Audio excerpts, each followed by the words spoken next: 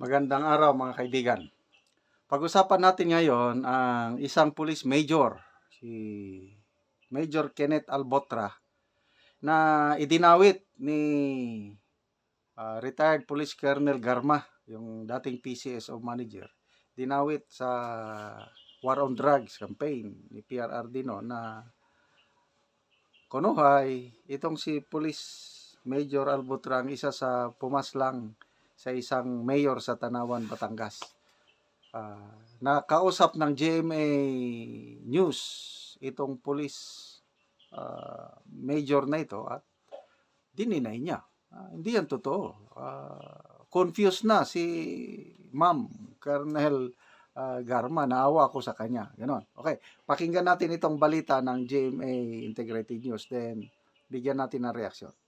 Ang kaso ng pagpatay sa dating alkalde ng Tanawan, Batangas na si Antonio Halili dahil sa mga pahayag ni dating PCSO General Manager Royina Garma, ang police major na itinuturo niyang sangkot umano sa pagpatay.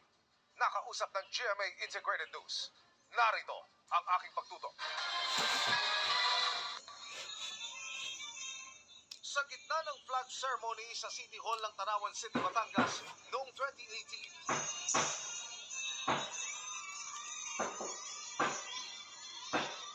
binaril at napatay ng isang sniper ang alkalde ng Luzon na si Antonio Halili.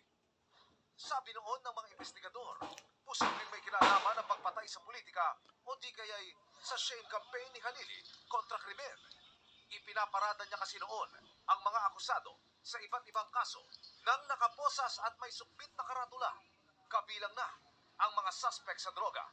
Pero napabilang pa rin siya sa tinaguriang Duterte Drug List o yung listahan ng mga umano'y protector, financier at drug lord sa bansa na inilabas ni dating Pangulong Duterte.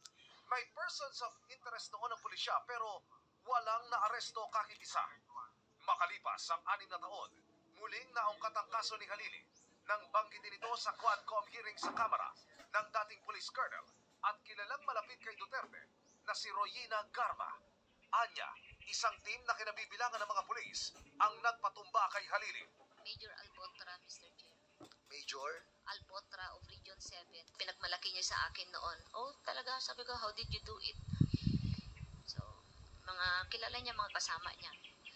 He said he's in the team. Sa pagdinig, lumabas na isang Major Kenneth Albotra ang tinutukoy ni Garma.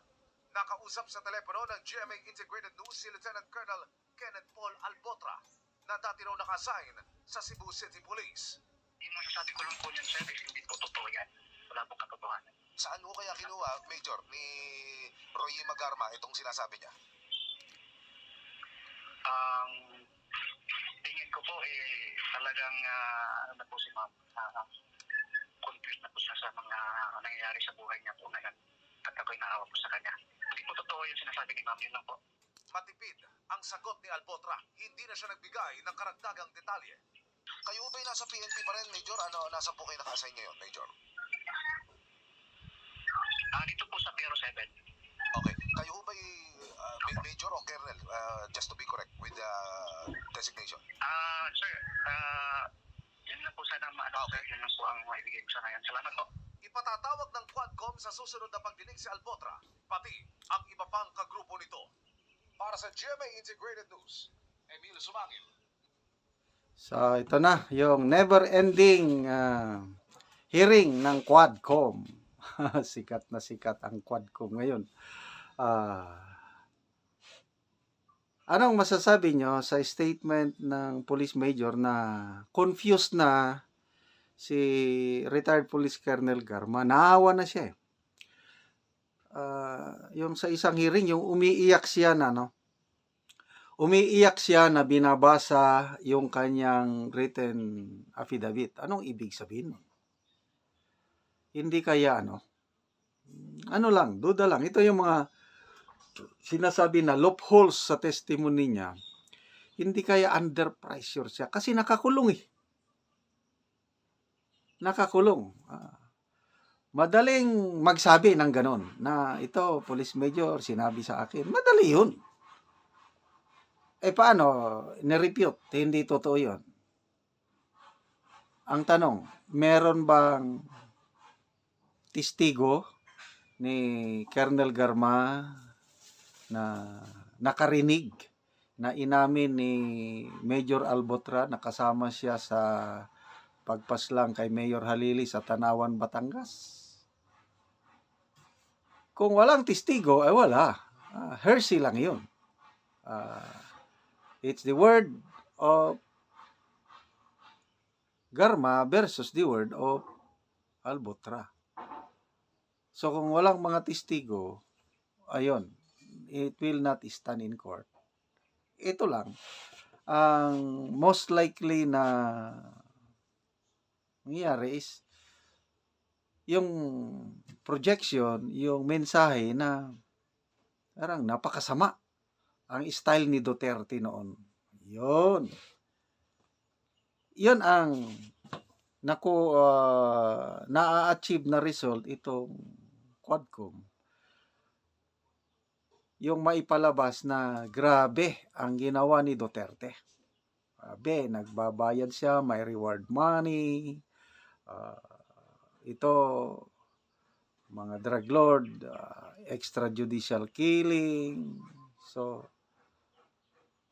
naipapalabas ngayon na masamang-masama yung ginawa ni President Duterte nung kapanahunan niya. Anyway, bahala na ang taong bayan. Ang tanong is, pilit nilang sinisira ang imahe ng Pangulong Duterte, pilit nilang pinapalabas na walang nagawang maganda yung drug war na yun, kundi puros kamatayan, kasakit. Ang tanong, ano ang pinapaniwalaan ng maraming Pilipino? Yun. Litin natin yung survey nung bago umalis sa pwesto ni PRRD is 88% ang approval yung drug war campaign ni PRRD, 88% ang naniniwala na malaking naitulong. So, siguro mayroong mabawas, kaya lang hindi madaling gibain yung na-establish na image ni PRRD na nakatulong sa kampanya ng droga. In the first place, yun ang pangako niya eh. Di ba ang plataforma niya, simpleng mayor lang, walang kapera-pera, walang organisasyon. As in, wala. Sino bang mag-akala na mananalo ang isang Mayor Rodrigo Roa Duterte? Mahinang-mahina nun. Kaya lang, nung nagsimula ng kampanya, siguro ang taong bayan naniwala. Kasi kung magsalita si Mayor Duterte noon, it makes sense. So, unti-unti, tumaas ang tiwala ng mga botante sa kanya. Kaya, nung malapit ng eleksyon, saka siya lumamang at klarong mananalo na siya. O, anong plataforma niya? Droga, criminality, corruption, yung kanyang plataforma eh. At marami ang naniwala. So, 2022, Malaysia, after more than 2 years, hindi pa nila kayang gibain. So, yun po ang labanan ngayon. Gusto nila na maging irrelevant ng mga Duterte. It's all about politics. Yun ang nakikita ng karamihan. Gustong sirain mga Duterte para itong may election next year, unti-unti mawala na ang mga kakampi ni Duterte. Lalo na yung mga senatorial candidates na si Senator Bongo at Senator Bato de la Rosa, pilit na idinadawit. Okay? So, yung Kerwin Espinosa, anong sabi? Pinilit lang ako ni Bato para idiin si De Lima.